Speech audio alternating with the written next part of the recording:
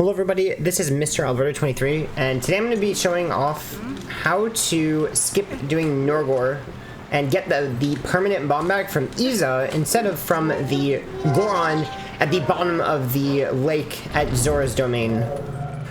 So this, it doesn't really save much time in 80%, but it does completely remove norgor. And after doing it for a while, I think I've gotten a good bit of understanding of it. So I know it's a little late making this video, but I just wanted to explain how this trick works. So I'm going to show what it looks like first with input viewer. Alright, so that's the hardest part, is right there. Really is getting the shadowbeast defeated without the mina charge. So the mina charge you can't do unless mina's on your back, and that doesn't happen until after MDH. So that's why this was done in HD, because they do this after MDH, but not in SD because this was done early. So anyway, after this, you want to press A to say yes, and then you want to warp directly back. So say yes, and then warp back, and then Iza's going to invite us back again. And then, once again, go back, and then repeat it. And this is you only do this 2 times, so this is the second time. Say yes again.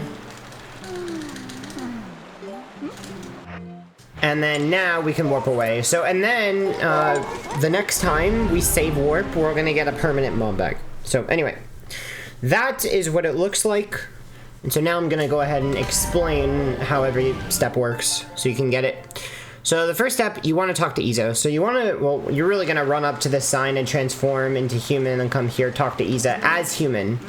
And then what you want to do is you want to go far enough right on the staircase to climb so that your angle snaps to the stairs.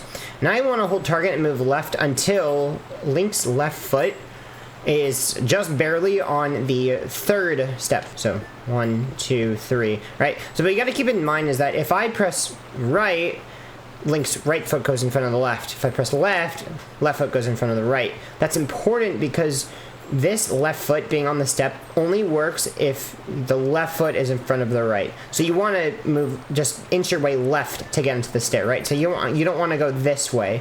You'll get the wrong position.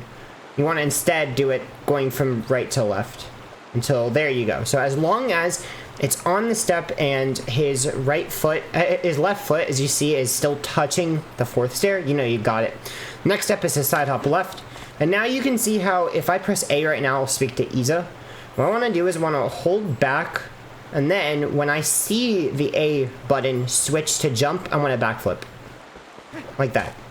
And so now we have reached the correct position. All we have to do is just go behind the sign and transform. So if it works, then you can trigger this fight as Wolf. The 2 things that can make that fail is your initial position, left versus right, and when you backflip. So if you backflip too early, it'll fail no matter what. So the next step is that you gotta beat these guys. The first guy's simple, you just spin attack him twice. The next 2 guys are pretty complicated. So what I like to do is I run up to where they both notice me, and then I go into first person and cancel. Now, I kind of waited a little bit here, but there, what I want to do is an untargeted B attack, and then I'm going to charge a spin.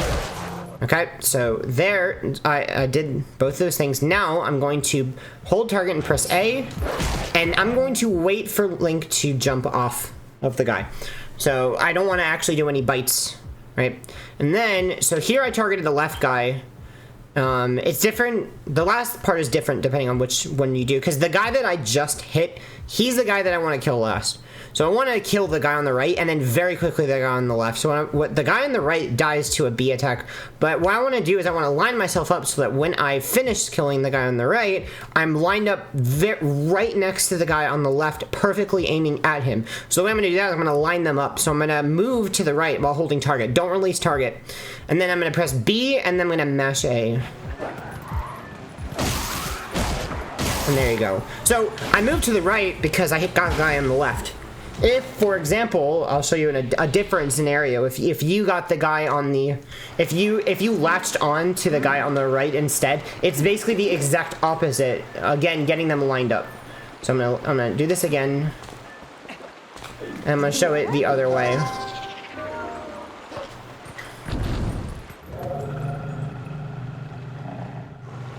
So I'm gonna show it one more time. So once again, spin attack the first guy twice.